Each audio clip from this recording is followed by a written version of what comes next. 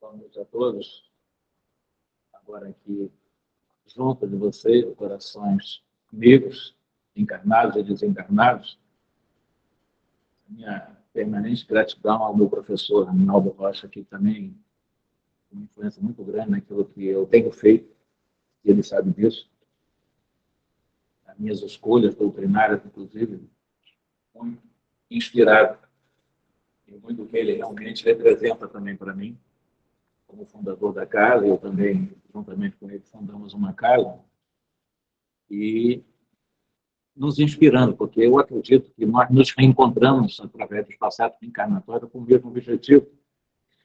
E o nosso objetivo, além de socorrer, de acolher almas transitoriamente em processo de desafio, de dor, mas também disseminar aquilo que nos sustenta como acolhedores e discípulos do Cristo que somos. A proposta que nós fizemos para a noite, capítulo 4, Ninguém Poderá Ver o Reino de Deus. O Allan Kardec, eu vou fazer as leituras reflexivas com vocês. Ele diz o seguinte, ele pega nesse 4º capítulo, Mateus, que transcreve, na verdade, Mateus ele faz, através da sua escrita, uma menção sobre um momento em que Jesus chegou a Cafarnaum, vindo das cercanias lá de Cafarnaum, também das cercanias de Cesareia, próximo de Cafarnaum, lá de Filipe, e fez algumas indagações aos seus discípulos com relação a ele, ao que ele representava na sua liderança, na condição de, na tradução, Filho de Deus. E, ao ele indagar, segundo Mateus,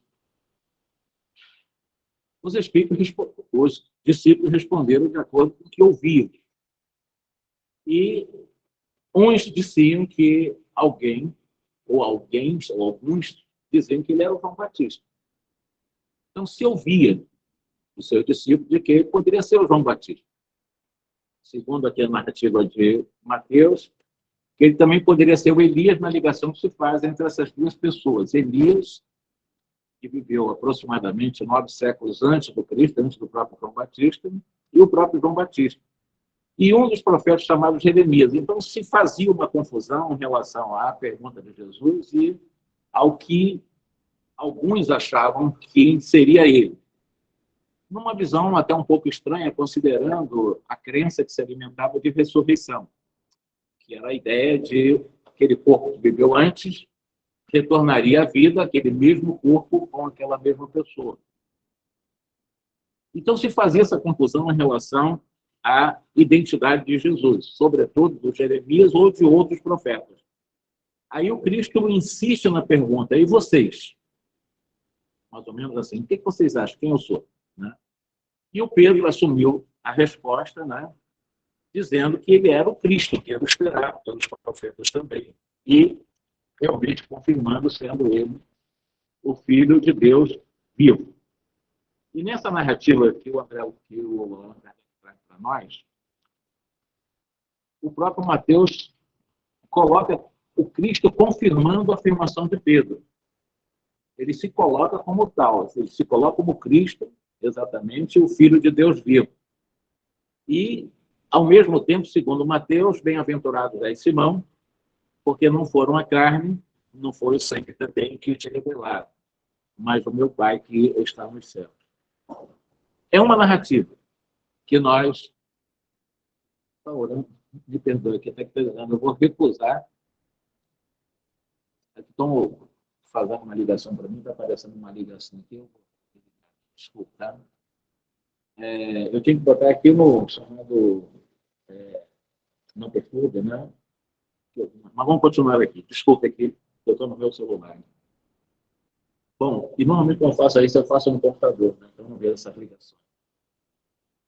Desculpa a interrupção. Voltando aqui ao Mateus. Agora, nesse ínterim, Herodes ouvira falar de tudo o que fazia Jesus e estava inquieto.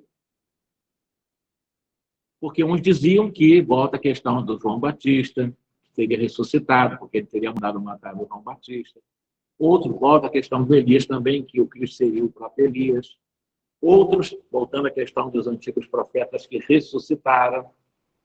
E o Herodes, diante das respostas da pergunta que ele fez, porque ele estava aflito e inquieto para saber quem era esse tal de Cristo, liderando o movimento social naquele momento, ele realmente fez alguns questionamentos. Né? Primeiro, ele disse que ele mandou cortar a cabeça de João Batista. Então, não podemos pensar em João Batista, porque eles conheciam João Batista, ele teve a cabeça de João Batista na rua. Então, quem é esse de quem eu ouço dizer tão grandes coisas? E ardia por vê-lo.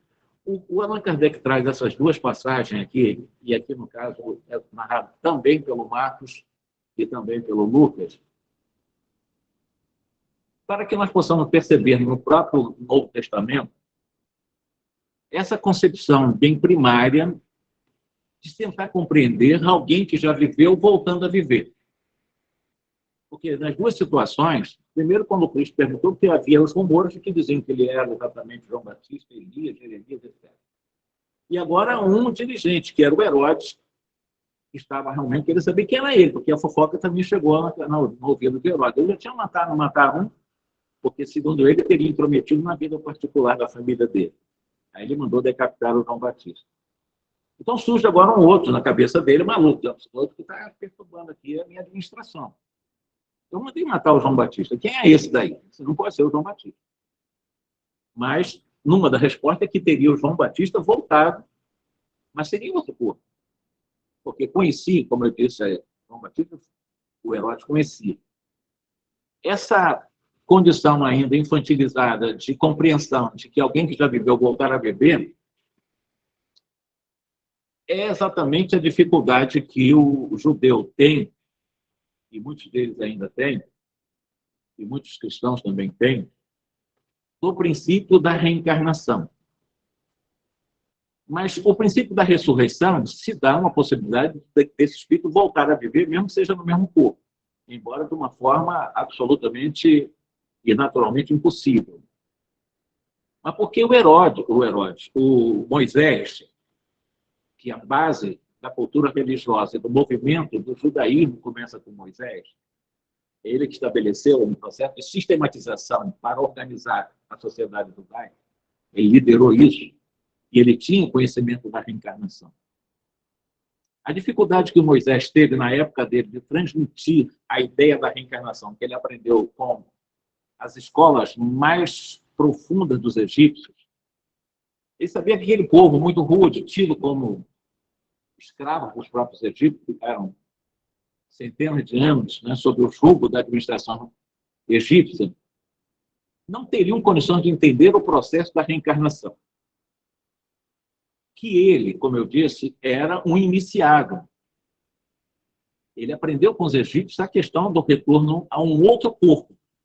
Claro que, cientificamente, à época é impossível explicar, mas ele sabia que o espírito voltaria, embora em outro corpo.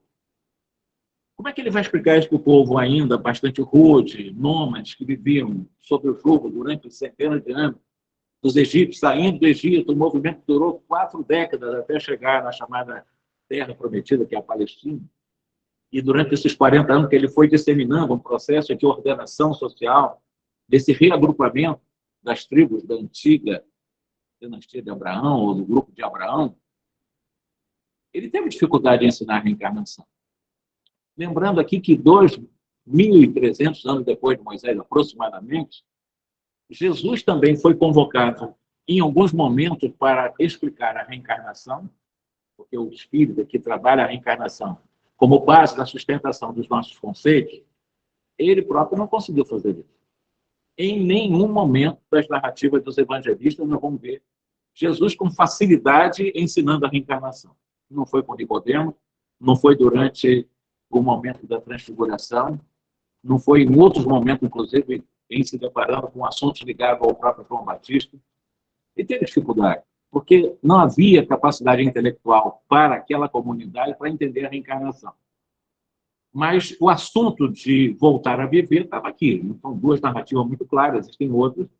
Alguém que já viveu está vivendo, alguém que já viveu está vivendo, e na figura do Cristo. Isso serviria para outras figuras também.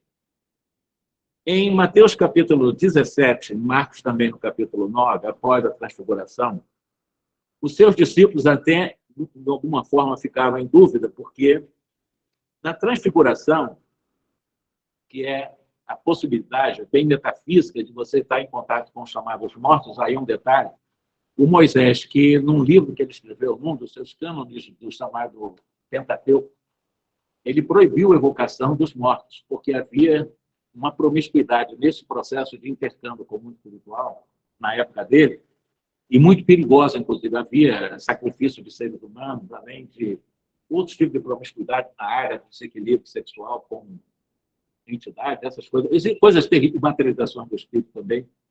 Então, ele sabia, como um grande iniciado que era, que existia essa possibilidade de intercâmbio com os mortos. Mas, para evitar, naquele povo ignorante, que virasse uma bagunça maior, esse contato perigoso com os mortos, ele proibiu a evocação dos mortos. E ficou isso como uma determinada para o povo judeu não se ter contato com os mortos. Embora isso aconteceu o Velho Testamento inteiro, contato com os mortos. Vamos ver isso o tempo todo. As narrativas dos profetas, a narrativa de outros escritores, tidos como também na compilação feita para o Velho Testamento, vamos ver o trabalho mediúnico o tempo todo. Mas Moisés tinha proibido isso, esse contato com os mortos. E nessa proibição de contato com os mortos, lá no Monte Tabor, exatamente a partir da transfiguração, o Moisés, na narrativa, esteve ali. Era morto. Pelo menos 1.300 anos antes, já tinha ido embora. E o Elias também. Já tinha quase 1.000 anos antes. E se apresentaram ali, mediunicamente, pela transfiguração divina, através daquele médium divino que era o Cristo, o médium de Deus. Então, tiveram com os dois espíritos se comunicar dizendo que eram os pais, porque eles não conheciam. Como é que é a fisionomia de um e de outro? Eles se apresentaram como tal. Sou Moisés, etc. e tal. Sou Elias, etc. e tal. Então, eles identificaram pela própria auto-identificação, os espíritos se identificaram. Então, tiveram diante desses dois espíritos. E a dúvida que ficou na cabeça deles, pelo menos, foi em relação ao Elias. Porque os profetas diziam que o Elias, que foi um dos grandes arautos para tentar unificar as tribos de Israel na época de um rei, um tanto quanto, digamos assim, politeísta, porque era um rei judeu, Acabe era um rei judeu, e ele era um rei que tinha uma tendência a fazer devoções às culturas estrangeiras, no caso até dos persas. Existia um deus adorado pelos persas que fazia, supostamente, milagres nos fenômenos da natureza, chamado Baal, tem um nome próprio, mas que nós conhecemos como Baal. E esse rei judeu, Acabe, ele estava introduzindo entre os judeus uma devoção a Baal, que era um deus chamado pagão, não era o deus, o Yahvé mesmo, né? O Javé, o Jeová, que se defendia desde Abraão. E houve aí uma confusão muito grande, porque o Elias era um grande líder, considerado um grande profeta, respeitadíssimo, e que tinha sua liderança, portanto, ele tinha aqueles que acreditavam nesse Deus único que ele defendia, e ele, na sua mediunidade, mostrava que esse Deus único se fazia presente, sobretudo entre os israelitas, mas o Acabe, que era o rei, que era o comandante de tudo, estava indo por outra linha. E, nesse momento, é que ele vai fazer um desafio, inclusive para o próprio rei que comandava ele, para outros adoradores, né, desse tal de Baal, e dentre os quais também estrangeiros, existiam em torno de 450 adoradores ou profetas de Baal. E o Elias, na sua liderança, ele resolveu colocar em xeque o poder de Baal e mostrar para o próprio rei Acabe e os demais de que o poder verdadeiramente vinha do Deus único, o Yahvé, ou Jeová, ou como eles chamavam, né? E aí foi feito um movimento para que eles pudessem fazer uma reunião para que publicamente, em um determinado momento, em uma data, em determinado local, pudesse haver um testemunho dos profetas e dele representando, então, o próprio Criador, segundo ele, o Deus único dos hebreus, diante das autoridades, do próprio Acabe, etc. E pela história narrada pelo livro de Reis e outros livros, mas sobretudo Reis, ele, o Elias, no Raptors, no desafio, disse: vocês, 450 adoradores de Baal, nós vamos colocar um cordeiro aqui, numa fogueira, tá? Arrumaram a fogueira, e nessa fogueira, próxima ao altar, né, tendo escolhido isso, mas um suposto altar criado ali para esse objetivo, de provar quem verdadeiramente era o Deus dos hebreus, dos judeus, dos israelitas. E para isso, nesse dia que foi programado, estavam lá os 450 profetas, estava também o Elias, e nessa fogueira, primeiro preparado pelos 400 profetas, 450 deles, colocando lá, né, um carneiro, um animal, uma ovelha, cortaram a ovelha todinha, colocaram na fogueira para acender a fogueira, mas não eles acenderam a fogueira. Para que houvesse exatamente a queima daquela ovelha em pedaços, o deus Baal teria que fazer isso, para se mostrar o seu poder. Então, eles se reuniram lá, fizeram 1000 batidos, gritaram, ficaram até meio-dia, aproximadamente, daquele dia, chamando o tal de Baal para ver se acendia aquela fogueira para poder realmente tostar aquela ovelha. E não aparecia nenhum fenômeno, a fogueira não acendia de jeito nenhum. E eles batiam até umas piadas que o próprio Elias queria dizer: fala mais alto, que ele deve estar surdo, então deve estar entretendo com outras coisas, mas não está escutando vocês. Fala mais que ele vai escutar. E a fogueira não acendia. E pela tradição, depois que eles viram e fizeram cantos, se maceraram, se auto-sacrificaram, para ver se Deus vinha, o Baal acendia aquela fogueira, nada. O próprio Elias fez a própria fogueira, arrumou a sua própria fogueira, pediu para alguns auxiliares jogar água, balde de água, vários, pode jogar água aí. E não jogou por papel, jogou vários baldes de água, vamos chamar para linguagem moderna, muito balde de água na ovelha, que também ele picotou lá, que botou em cima da fogueira, né?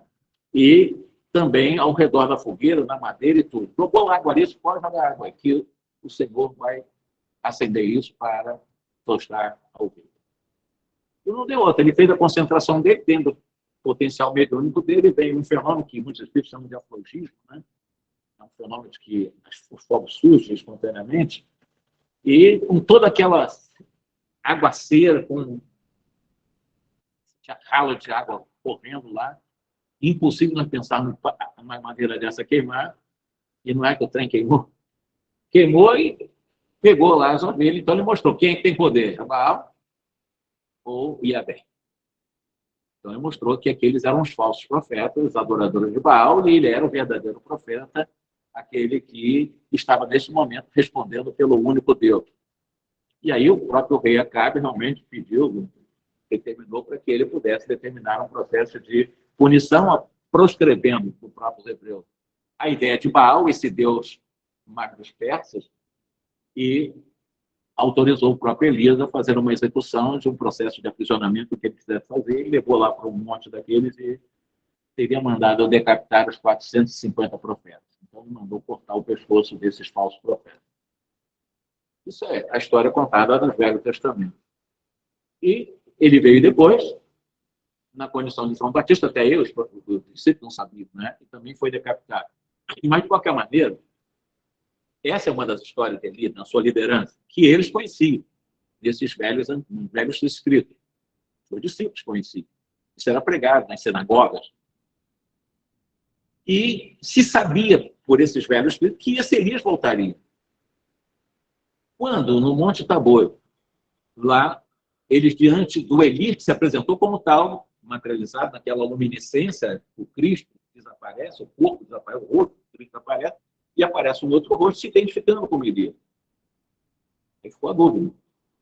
Porque se vem o profeta dizendo que ele voltaria, e que nunca ninguém teria falado antes, e de repente eles estiveram diante de um espírito que disse que era o Elias, eles fizeram a pergunta. E é exatamente nessa narrativa aqui, de que eles ficaram nessa dúvida em relação a estar diante do Elias, se foi o cumprimento da profecia, o retorno dele, ali na transfiguração. E o Cristo negou. Não foi isso que o profeta falou, que ele voltaria. Então, vamos aqui para nós ficarmos bem no que o profeta diz. Após a transfiguração, seus discípulos então interrogaram dessa forma: por que diz os escribas ser primeiro que volte antes Elias? Os escribas são aqueles que eram os copistas do Velho Testamento e que faziam essa distribuição, né, do Velho Testamento para o povo. Jesus respondeu: é verdade que Elias há de vir e restabelecer todas as coisas. Mas eu vos declaro que Elias já veio e eles, os líderes, não o conheceram e o trataram como lhes aprouve. É assim que farão sofrer o Filho do Homem. Então, aí vai o detalhe dessa narrativa de Mateus, de Marcos também. Seus discípulos compreenderam, que é muito mais profundo do que entenderam. Entender é superfície. Compreender é você pegar e abstrair daquilo que está sendo entendido. Compreender o que fora de João Batista que ele referira. Então, o que está claro nessa narrativa aqui dos dois evangelistas? De que os três discípulos, por intuição, compreenderam que Jesus fazia referência a uma dúvida que existia. Como é que seria possível o João Batista ser o Elias pelo processo da ressurreição, quando se conhecia exatamente a história de João? Desde Zacarias, Isabel, a própria Maria, que esteve no processo de gravidez também, o nascimento dele, todos sabiam o local, onde a Icarim, etc. Mas ficou a dúvida.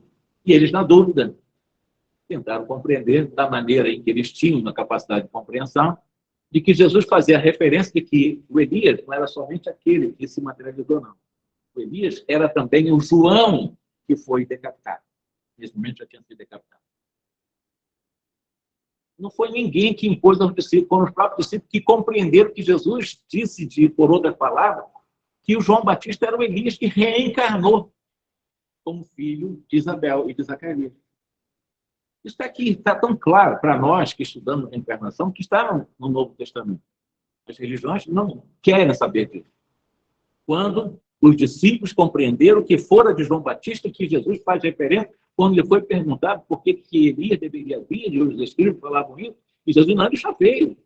E não conheceram e fizeram com ele o que vão fazer comigo. Então está se falando aqui de reencarnação. Os discípulos mais ou menos compreenderam que o João Batista veio através de outro ventre. Não sabiam explicar isso. Mas não foi do túmulo. Não foi pela ressurreição. Foi pela reencarnação. Mas continuando aqui. Ressurreição e reencarnação, explica Allan Kardec no item 4 deste capítulo.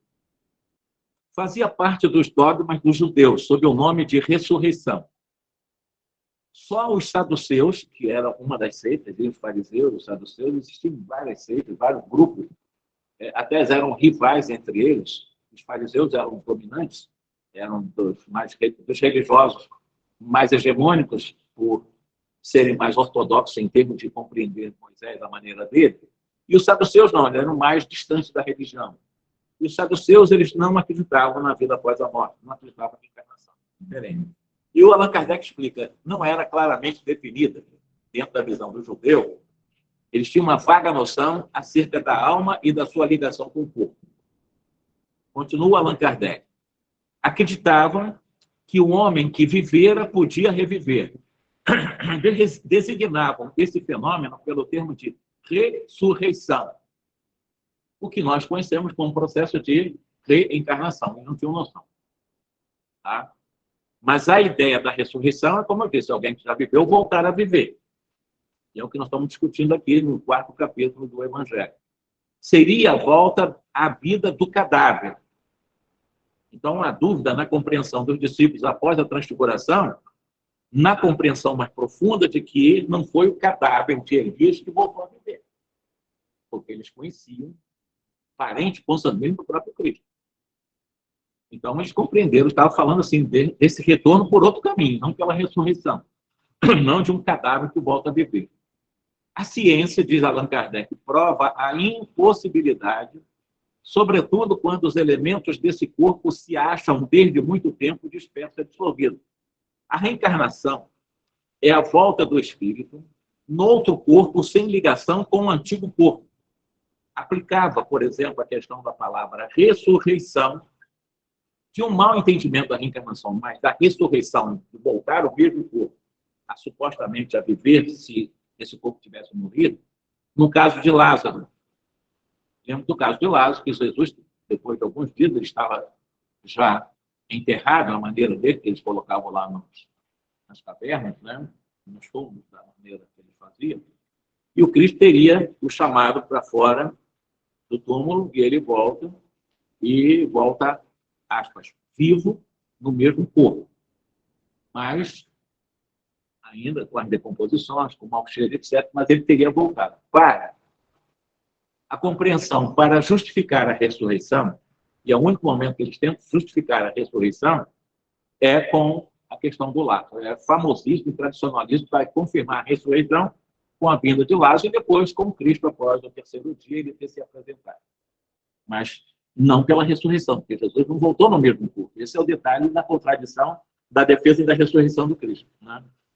Então, voltando a essa realidade, o Lázaro, nessa palavra de ressurreição, alguém tentou empregar como ele teria sido um dos instrumentos da ressurreição. O outro teria sido o filho de uma viúva da cidade de Naim, também supostamente estava morto, que teria revivido com o poder do Cristo, que também trouxe Lázaro, também trouxe o Naim para a vida física. E também a filha do Jairo, né, que era um membro importante de uma das sinagogas lá, e que, de alguma forma, também são 3 casos contados no Novo Testamento para justificar a ressurreição. Nós, espíritas, fazemos uma análise de que, no caso, nos 3 casos aqui, esses 3 personagens não estavam mortos. Nem Lázaro, nem o filho da viúva, nem o filho do Jairo. Tinha várias doenças estudadas pelo espiritismo, tem a catalepsia, tem a epilepsia, tem vários tipos de doenças que dá característica, ou geral, ou parte do corpo, de morte real, né? Há um processo de mortificação aparente do corpo, uma catalepsia, em que a pessoa não está morta. Provavelmente, existem catalepsias até com efeitos degenerantes do próprio elemento orgânico. O organismo começa a se degenerar também, embora a pessoa não esteja morta. E muitas pessoas foram enterradas até 50, 60 anos atrás, vivas, porque tinham essa doença. Elas realmente foram sepultadas dessa forma. Muitos, inclusive, foram desenterrados depois, revirados, tentaram sair do caixão, etc. Então, eles não estavam mortos. E tem esse tipo de fenômeno, pode durar dias, pode durar alguns dias, não somente algum momento. No caso de Lázaro, durou alguns dias. Da filha de Jairo, o filho da viúva de Naim, algumas horas. Não justifica a ressurreição, considerando todas as possibilidades que nós temos hoje, 2000 anos depois, de que esses seres não estavam mortos. Estavam apenas com um fenômeno do qual o poder magnético de Jesus fez a recomposição imediata de todo o sistema nervoso, do sistema neural deles, e eles voltaram imediatamente para o corpo físico, desconstruindo esse fenômeno em si, ou seja, eles saíram do transe e voltaram à condição de dominar o corpo mais integralmente. E aqui ele continua, João, Evangelho, capítulo 3, diz, ora, entre os fariseus havia um homem chamado Nicodemo, mestre entre os judeus. Não chama de doutor, mestre, ele era um sábio. O Nicodemos era um dos personagens importantes do Sinédrio e também do tabernáculo, da chamada do Templo Maior de Salomão. Ele era o representante, um grande representante da cultura judaica como mestre, como doutor.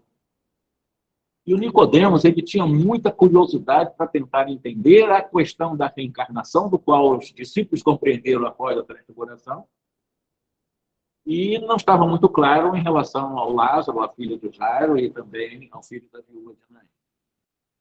E diante dessas questões que surgiram para o mestre, ele queria entender isso melhor, porque Jesus, ele não desconfirmava a reencarnação. Ao contrário, ele aprovava isso e confirmava, quando aconteceu no tambor, lá com os 4 discípulos, ele confirmava que João era o Cristo que voltou pela reencarnação. Então, ele confirmava a reencarnação, em nenhum momento ele negou. E o Nicodemos, ele queria aprofundar o tema. porque ele sustentava a ideia da ressurreição, que o grande Moisés tentou disseminar à época para eles entenderem que quem viveu já poderia viver de novo, embora no mesmo corpo, depois do cadáver reviver. E esse Nicodemo, segundo aqui o João narra, ninguém pode negar que é uma narrativa do Novo Testamento, ele foi procurar Jesus escondido dos demais colegas, dos demais doutores. E pela narrativa do próprio João, ele teria ido à noite procurar Jesus, à noite que ninguém o viria. E ele foi tratar Jesus, inclusive, não como qualquer um, não. Ele, como mestre, tratou Jesus também como mestre. Ele percebia a majestade do Cristo. Ele estava diante de uma pessoa comum do povo, mas para ele era um mestre também. Ele era uma pessoa realmente sincera nisso. Só tinha limitação para entender o fenômeno da reencarnação, porque ele foi buscar à noite para tentar entender isso melhor. Por isso ele tratou Jesus como professor, como mestre. Aliás, foi o único tipo que Jesus aceitou, foi de mestre mesmo. E ao chamar ele de mestre, sabemos que vieste da parte de Deus para nos ensinar como um doutor, que é um grau acima. Como alguém que tem também o doutoramento da sua capacidade de mestre. E, pois ninguém poderia ter o potencial sem a força divina. Então, você tem, com certeza, as características de um ser especial. Você está além de mestre, você é um doutor para mim. E Jesus disse, sim, você pode me chamar que eu tenha esses dons, mas como Jesus sabia, pela clara evidência, pela dupla vista, Jesus sabia até o que nós íamos pensar. Ele sabia que ele foi procurar para tentar compreender o mecanismo da reencarnação. Um tema muito específico. E o Cristo diz para ele, né, que ninguém vai conseguir compreender essas leis do qual ele atribuiu que dava força ao Cristo ser mestre, se não nascer de novo. Você só vai entender as leis de Deus se você nascer de novo. Então foi no diálogo entre um doutor da lei da tradição judaica, seguidor de Moisés, com um homem do povo, que tinha um potencial de arrebatar multidões pelo potencial divino da sua irradiação, pela sua inteligência, pelas suas afirmações. E quando o Nicodemo procurou, ele já entrou no assunto, diretamente no assunto. Porque, como eu disse, ele sabia que o Nicodemo queria entender isso. E por isso que ele faz dá essa resposta para o Nicodemo. Aí o Nicodemos, como doutor, quando se diz doutor, ou mestre em Israel, ele estudava filosofia, ele conhecia Platão, conhecia Aristóteles, conhecia outros filósofos, outras correntes, porque não é fácil chegar à capacidade de uma hierarquia de mestre entre judeus, como Paulo. Paulo era uma sumidade de inteligência, conhecia todas as filosofias. Tanto é que ele esteve lá na Areópago, onde ele pregou para os filósofos gregos, onde o próprio Sócrates esteve. Ele conhecia filosofia. E podemos conhecer filosofia. E ele queria entender de uma forma mais concreta essa possibilidade de alguém que já viveu voltar a viver, não pela ressurreição. E a grande dificuldade dele, ele perguntou, mas Jesus, como é que pode uma pessoa velha entrar no ventre de sua mãe para nascer segunda vez? É a pergunta de um doutor. Olha só, a pergunta de um doutor. Como é que pode a pessoa, depois de velha, voltar para o ventre da mãe? Olha a dúvida que ele tinha. Ressurreição está descartada. A reencarnação, possivelmente. Mas como é que isso é possível? A pessoa é velha e volta para o ventre da sua mãe? Ele pulou um ponto aí que seria, ele vai morrer e reencarnar. Já que direto, ele está velho, considerando a ressurreição, então depois de velho, viria a ressurreição, voltaria a reencarnar e viria como criança. Uma confusão na cabeça de Nicodemo. Como é que se dá, então? Uma pessoa que estudava filosofia, certamente estudou a questão espiritual do próprio Platão, que já falava na questão exatamente bem do ideal, da essência do espírito. Né? A lei é assim, disse Jesus para ele. Se um homem renasce da água e do espírito, se não renasce da água e do espírito, não pode evoluir, não pode ver o reino de Deus, não pode entender os mecanismos das leis divinas. Porque o corpo é matéria e o espírito é a essência divina. Não te surpreendas de que eu te haja afirmado ser preciso que nasça de novo. Não vou entrar em detalhe, um velho vai entrar. Certamente deve ter explicado para ele que a pessoa morre, vai ter um período, um estágio, antes desse novo nascimento, para nascer através de uma elaboração natural, não transgredindo as leis divinas que ele estava com dificuldade de entender, e renasceria em novo corpo. Certamente, claro que ele deve ter explicado esses detalhes, né? Não é narrado aqui, mas com certeza não ficou só na superfície esse diálogo entre eles. E ele continuou, mas a dificuldade do Nicodemo de entender, e o Cristo percebeu que ele estava tendo dificuldade de entender, a pessoa morre, vive um momento antes. E Platão já falou sobre isso, porque o Platão está traduzindo Sócrates era reencarnacionista, e tinha contato com o espírito. Então, o Sócrates explicou a maneira dele, a questão da reencarnação, e o Platão trouxe para o mundo ocidental a ideia da reencarnação. E ele sabia também, mais ou menos filosoficamente, essa questão do imortal no novo corpo. E como o Cristo percebeu que ele não entendeu de uma forma mais razoável, e ele vai dar essas metáforas, que se o homem, se não renascer da água e do espírito, acabaram sendo interpretadas pelos seus seguidores, mais tarde, como uma possibilidade de uma regeneração pela água do batismo. Então, essa conversa de Nicodemo foi transformada em uma água de batismal.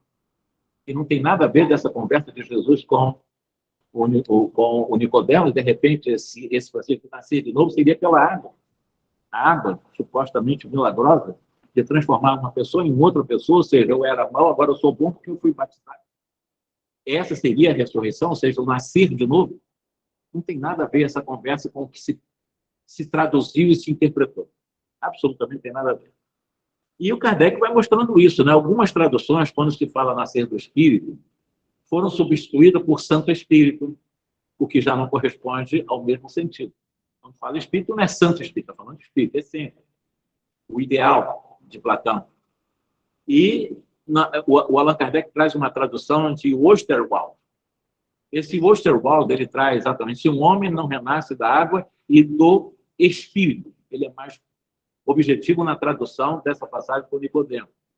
Um outro tradutor chamado Saci, ele fala em Santo Espírito, como eu disse, e o Lamennais, que era ligado à religião católica, era ligado à Igreja de Roma, ele chamou de quem não nasceu do Espírito Santo, já tem a ideia do Espírito Santo. O Lamennais traduziu para o francês como Espírito Santo. Um Santo Espírito, outro Espírito Santo, outro Espírito Santo. Então, até erro de tradução para poder entender o que o Cristo estava falando para o Nicodemo. E se fez disso exatamente um ritual consagrado pelas religiões literalistas que não aprofundaram no tema reencarnação, até hoje. Tanto é verdade que essa mesma religião liderada, primeiramente em Roma, depois transferida para Constantinopla, que é o Império Romano do Oriente, chamado do Império Bizantino, isso, questão do século VI, 550 e pouco, 555, a liderança dessa religião irradiada de Roma, agora em Constantinopla, proibiu o estudo da reencarnação nos campos dos estudos dos seus concílios. E foi exatamente no concílio de Constantinopla, o segundo concílio de Constantinopla, para expulsar dos estudos desses que formaram a Igreja de Roma, no mundo ocidental, o tema reencarnação. Não se conversa sobre isso. Por várias razões, não vou entrar aqui, que não teremos tempo para mostrar alguns fatos mitológicos, alguns fatos provavelmente até pitorescos, mas alguns fatos que podem estar muito ligados a fatos concretos, porque o Justiniano, que era o imperador da época, portanto, o pai da igreja, porque a igreja era estatal, a igreja de Roma, ela era estatal, quem mandava, comandava, determinava as diretrizes da igreja eram os papas, eram os imperadores, né, os papas, os chamados bispos universais, estavam ligados a ele. O papado foi criado por um imperador também, no século VII. Então, uma igreja estatal, uma igreja que obedecia às ordens políticas, aos ideais políticos, em nome do Cristo. Então, tinha outros interesses.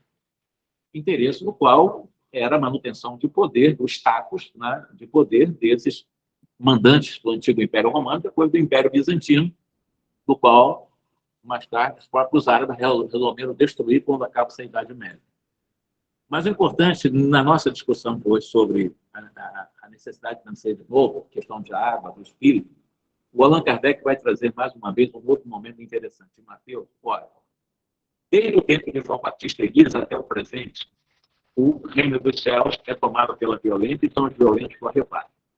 Eu falei Elias porque eu botei entre parênteses que eu botei por mim próprio. Quando fala desde o tempo de João Batista até o presente, o reino dos céus é tomado pela violência e são os violentos que o arrebatam.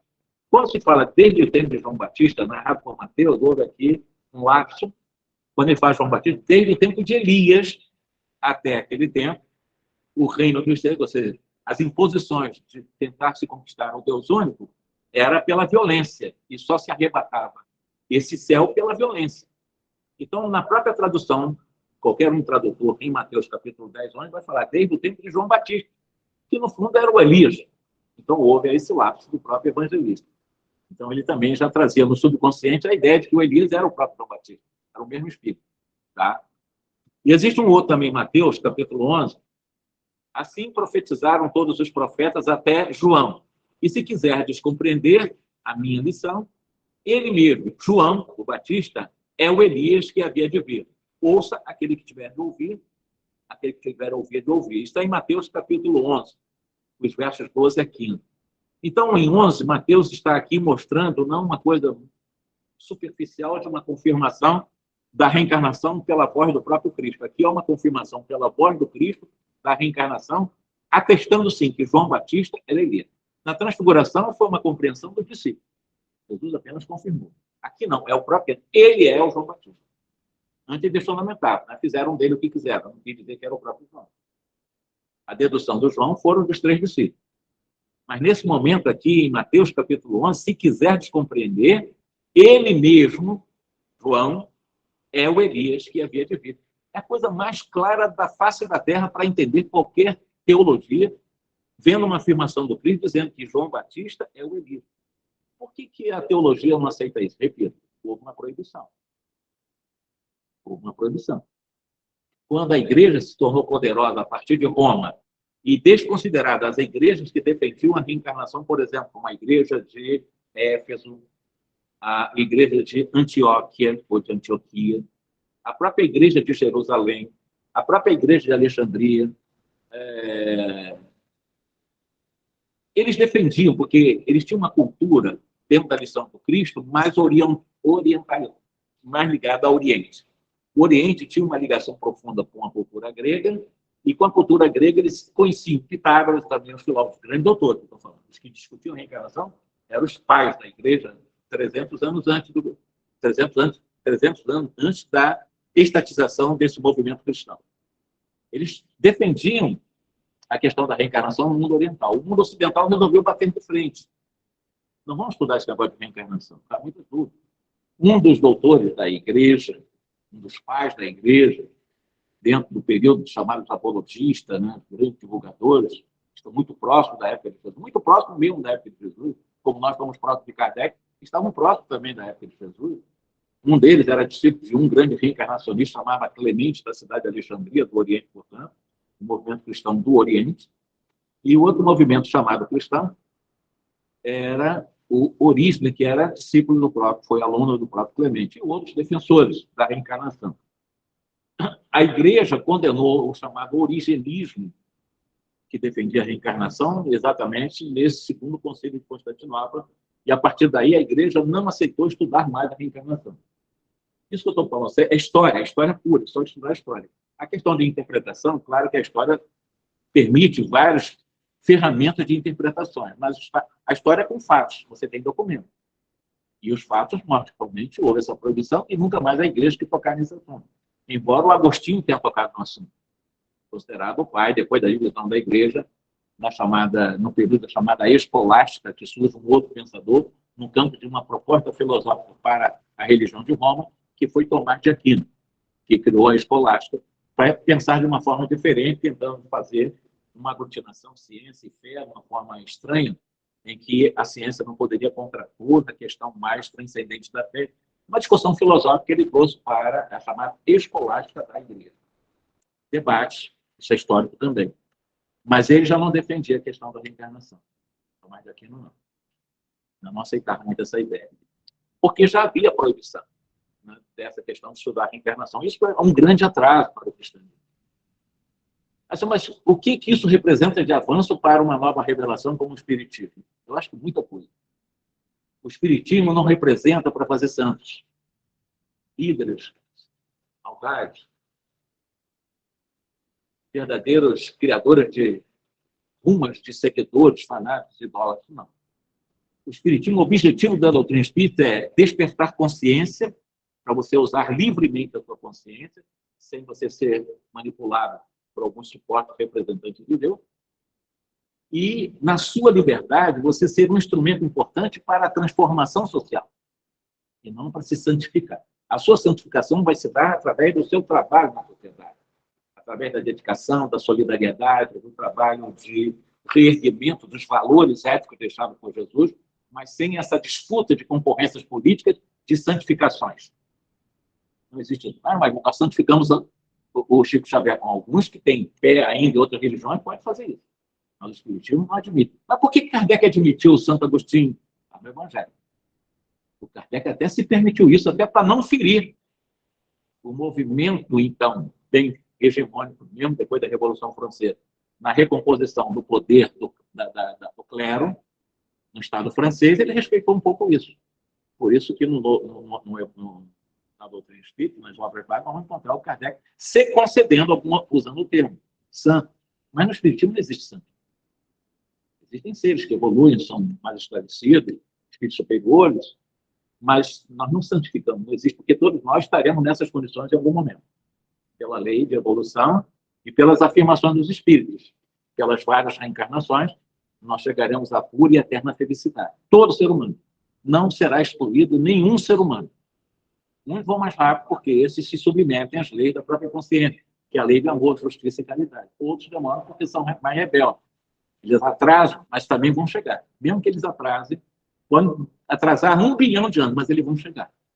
Porque é uma determinação de Deus que todos nós cheguemos à pura e eterna felicidade. Isso é uma questão 115 do livro básico do Espiritismo, chamado Livro dos Espíritos.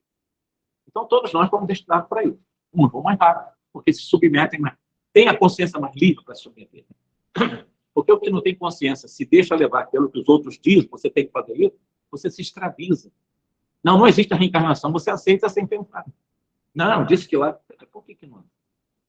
Ah, porque faz parte daquilo que eu acredito. Bom, acreditar pode ser ainda só o entendimento de uma crença, mas não a compreensão da realidade. Como os discípulos, como esses 3 discípulos aqui que eram supostamente analfabetos. Qual foi a cultura que eles tinham? Cultura da tradição oral. Aprendido pela informações orais. E, de repente, eles compreenderam a questão da reencarnação. Então, eu volto à questão. Há um atraso muito grande de si no mundo ocidental, porque no mundo oriental é comum se discutir a questão da reencarnação, mas ainda com uma visão meio distorcida. Os hindus trabalham a questão da reencarnação ainda com um pé, também numa tese de Pitágoras, da metempsicose, do qual eles acham que, dentro dos princípios de ancestralidade de tais e quais famílias, pode haver realmente em uma vaca que é adorada, ou outro animal, mas sobretudo, tradicionalmente, a vaca, ela tem, é simbolicamente tradicionalizada como sendo o seu poder anímico, ou seja, a sua vida, quem está movimentando seria provavelmente um ancestral de tal ou qual família, e daí a adoração. Isso chama-se metempsicose, a possibilidade de ser racional, reencarnar numa criatura irracional. Desculpa, o tema é muito técnico, né? Isso, o Kardec está explicando isso para nós. Veja que eu parei aqui, capítulo no Mateus 11. Se quiseres compreender a minha lição, ele mesmo, João Batista, é o Elias que é vivo e vivo, não sou eu que estou dizendo. Está em Mateus. Agora, o Cristo complementa. Ouça aquele que tiver o dedo de ouvir, ou seja, que tem a liberdade para aceitar isso. É só vocês buscarem no Novo Testamento de vocês, de qualquer religião. Isso está dito pelo Cristo. Mais claro do que isso, né? Terminou?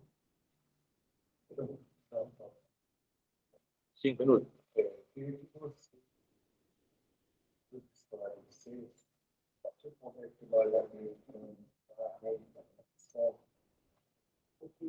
Isso apareceu depois dessa experiência. Ele veio no mesmo ponto, diferenciado, e se ele tivesse vindo no mesmo ponto, nós estaríamos abraçando a ressurreição. Então, uma explicação. Bom, a explicação razoável da minha parte, que tem minhas limitações de poder melhor traduzir na sua pergunta o que eu poderia responder, eu diria o seguinte: o Cristo, basicamente, a matriz da tua informação em 3 anos de vida pública foi consubstanciar na mente daquelas pessoas ainda muito simples na possibilidade de entendimento dela, já que a reencarnação, com o doutor, ele não pode explicar, pelo menos a imortalidade. Pelo menos a vida pode. Pelo menos isso. Ele só tinha uma forma de provar isso. Seria ele próprio dizendo que a vida continua após a morte. Vocês são imortais. Vocês continuam a viver depois que o corpo se decompõe. Então, para que ele pudesse, e ele teria feito essa promessa, inclusive, que ele voltaria, inclusive estão nos textos, no terceiro dia, que ele realmente destruiria aquelas pedras de Salomão, mostrando uma nova visão da realidade espiritual, mas concretamente. Então, ele próprio, na sua promessa, 3 dias após o seu corpo ser morto, enterrado e depois não mais foi encontrado, não vou entrar em detalhe por que o seu corpo não foi encontrado, existem 1000 teses, mas, de qualquer maneira, ele não apareceu com o mesmo corpo.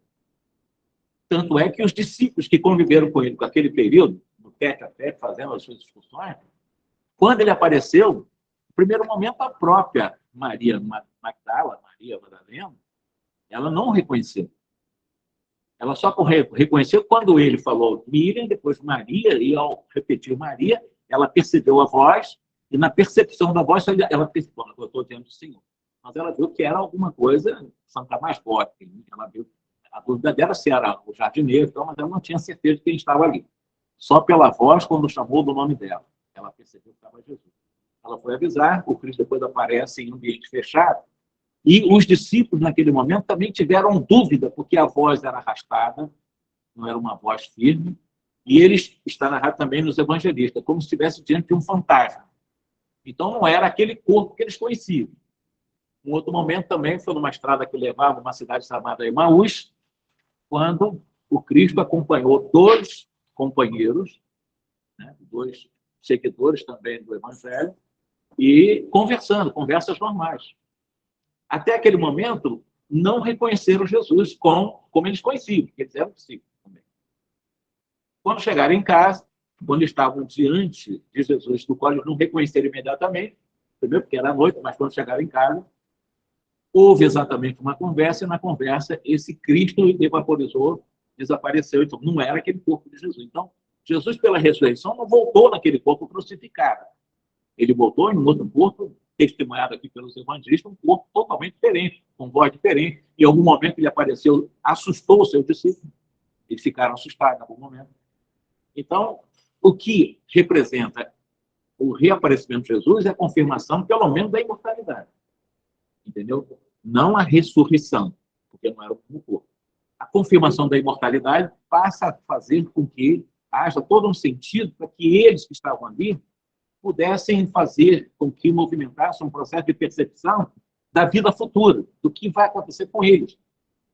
Agora, lembra, 2000 anos atrás, hoje, 2000 anos depois, a dificuldade que muitos chamados de espírita têm de entender isso. Entendeu? Imagina 2000 anos a dificuldade também, embora ele tenha sido o único espírito puro que esteve entre nós. Único. Tanto é verdade que o Emmanuel coloca em suas falas, em A Caminho da Luz, que a vinda de Jesus na matéria, corpo material, corpo físico, delimitou, ou seja, estabeleceu um marco importante para o planeta Terra, sob o ponto de vista moral e espiritual. Foi o marco de emancipação espiritual do planeta Terra, ou seja, um planeta que já tem arcabouço de um campo de energia magnética capaz de receber um espírito puro. A Terra já pode receber espírito puro após Jesus. Por isso que a Terra ascende em sua escala a partir da vinda de Jesus, como sendo a partir daí a emancipação espiritual do planeta Terra. Mas 2000 anos depois ainda temos dificuldade de entender Jesus. E como temos? Né? Então, muito bem lembrado, não houve a ressurreição, houve sim a confirmação da imortalidade em um outro corpo, porque não foi o mesmo corpo crucificado. Mas o corpo desapareceu, como é que você prova? Basta ver o comportamento totalmente diferente, sob o ponto de vista psicológico, diante do Cristo após a ressurreição. Não era exatamente o mesmo, nem a voz, a forma, como desaparecia, enfim, não tinha nada a ver com o corpo anterior. O perispiritual. Que nós chamamos como perispiritual, que é o corpo sutil, que é o corpo que nos acompanha após a desencarnação. Quando nós morrermos, perdemos o corpo físico, que na realidade é apenas uma cópia, bem grosseira, de um outro corpo que nós temos por mesmos órgãos.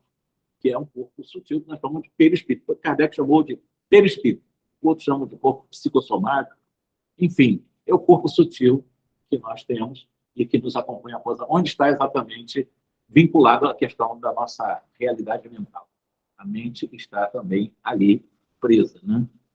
A história acredita muito estado espíritos materializados em setor de materialização. Meu Deus, e como tem muitos trabalhos científicos, inclusive, do William Crookes, que tem um livro chamado Fatos Espíritas, como síntese da pesquisa de 3 anos de William Crookes, um cientista inglês, que ele mostra muito cientificamente o retorno de morto através de pesquisas controladas na sua própria casa, com a Amélia Florence Cook, que os espíritos, pessoas que já morreram, voltam materialmente falando, porque ele mediu pressão, ele mediu altura, cortou parte de cabelo do espírito, fez todos os processos de observação possíveis diante de aquele homem que descobriu a matéria radiante. Nós temos uma televisão hoje, graças às pesquisas iniciais dele, que descobriu os raios catódicos também, né?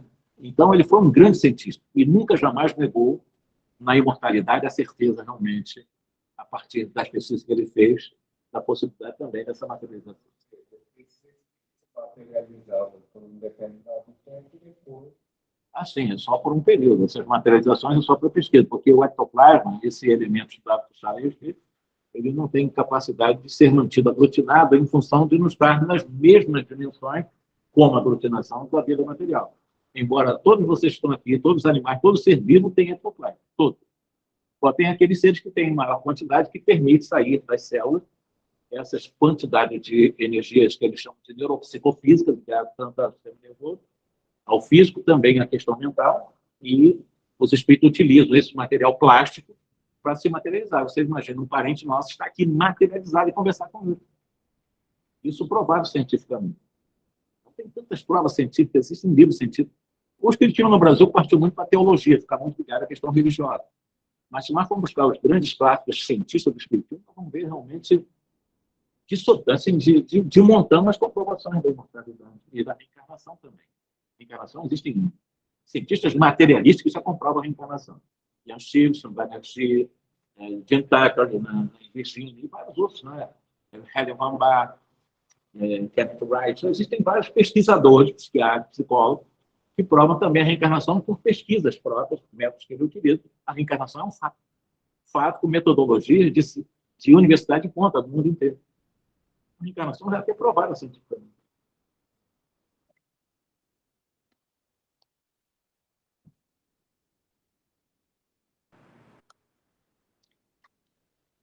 Agradecemos a palavra amiga do Jorge Hessel, nos falando sobre a reencarnação, que é o princípio básico para nós espíritas cristãos, que nos diferencia das outras religiões cristãs, como a evangélica, a protestante, a católica. Enfim, que possamos, neste momento em que aqui nos encontramos, agradecermos a Deus pela possibilidade do esclarecimento,